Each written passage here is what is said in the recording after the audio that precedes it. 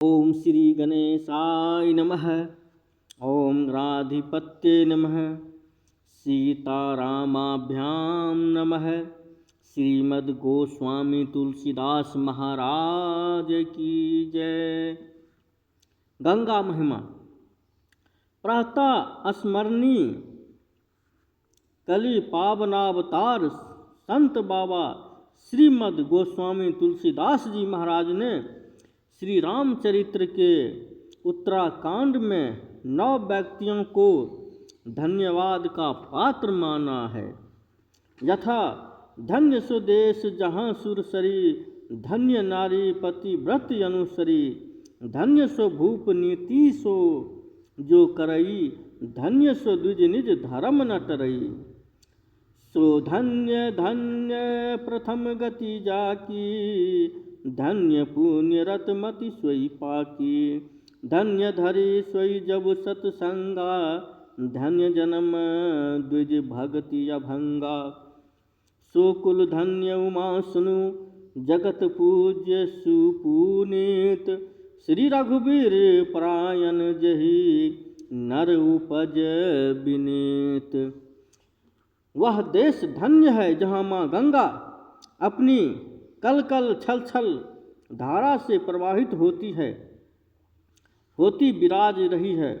नारद 5 रात्र ग्रंथ में बहुत ही सुंदर महिमा लिखी है। अच्छे या बुरे चाहे जैसे स्थानों से कैसा भी पानी बहकर गंगा में मिल जाने से वह सब गंगा जल ही हो जाता है। अब आप बताइए ऐसा कौन बुद्धिमान है जो उस गंगा में मज्जन पान आदि न करता हो। दोहा बलि। तुलसी नारो जगत को मिले गंग के संग, महानीचपन आदि को शुद्ध करे सत्संग। गंदे नालों के पानी की तरह कैसा भी कोई नीच पुरुष क्यों न हो, यदि वह भक्ति गंगा में मिल जाता है तो वह पावन भक्त हो जाता है, बन जाता है, बड़ा भक्त बन जाता है, हमसे भी बड़ा। एक सज्जन कथा में गंगा की महिमा सुन रहे थे। गंगा गंगेति यो ब्रूयात, योजना नाम सतैर्पि, मुच्यते सर्व पापेभ्यो विष्णुलोकम स गच्छति। जो मानव 400 कोस दूर से भी यदि गंगा गंगा बोलकर वहीं से स्मरण करता है, वह सभी पापों से छूटकर भगवान विष्णु के लोक में प्रतिष्ठित होता है।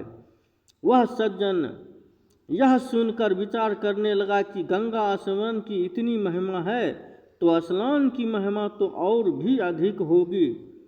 कहीं मैं गंगा स्नान कर लिया तो तुरंत वैकुंठ चला जाऊंगा, फिर मेरी पत्नी पुत्री और पौत्र आदि का क्या होगा, उसका भरण पोषण कौन करेगा, मेरे बिना ये घोर संकट में पड़ जाएंगे।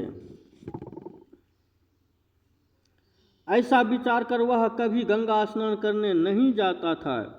संयोग से एक दिन परिवार में विवाद हुआ।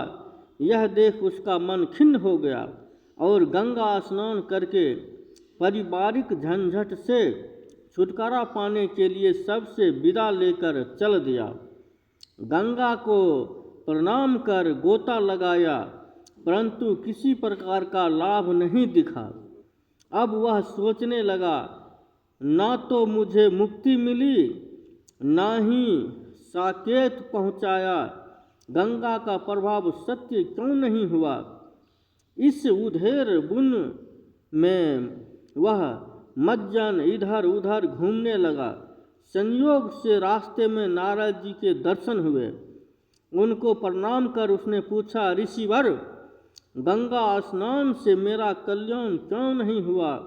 नारद जी ने कहा, शिवजी ने इसे सिर पर धारण कर रखा है, अतः तुम हमारे साथ चलो, उन्हीं से निवेदन किया जाएगा। पूछने पर शिवजी ने कहा, मैं पूर्ण महिमा को जानने में असमर्थ हूँ। ब्रह्मा जी ने हरिचरण का प्रक्षालन किया था और लंबे समय तक चरणामृत को कमंडल में रखा था, वहीं चलो, तुम्हारे बहाने वहाँ भी गंगा महिमा का ज्ञान प्राप्त करेंगे। तीनों ने ब्रह्मा जी से पूछा तो ब्रह्मा जी ने कहा,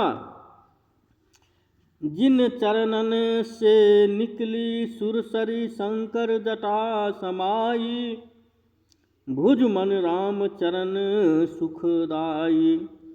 भगवान श्री राम से ही हम चारों प्रश्न करें, क्योंकि संतोषप्रद उत्तर उन्हीं से प्राप्त होगा। चारों भगवान के धाम से प्रवेश किया।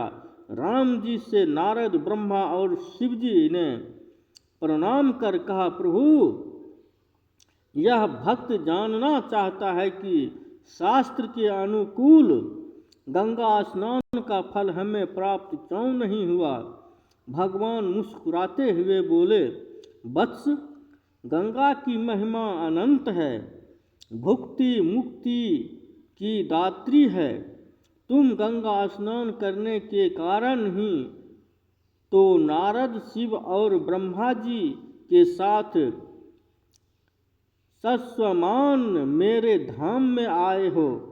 यह साकेत धाम है, जहाँ अनंत काल तक तप करने पर भी जीव प्रवेश नहीं पाता, जो तुम्हें केवल गंगा स्नान से प्राप्त हुआ। बोले भक्तवत्सल भगवान की जय।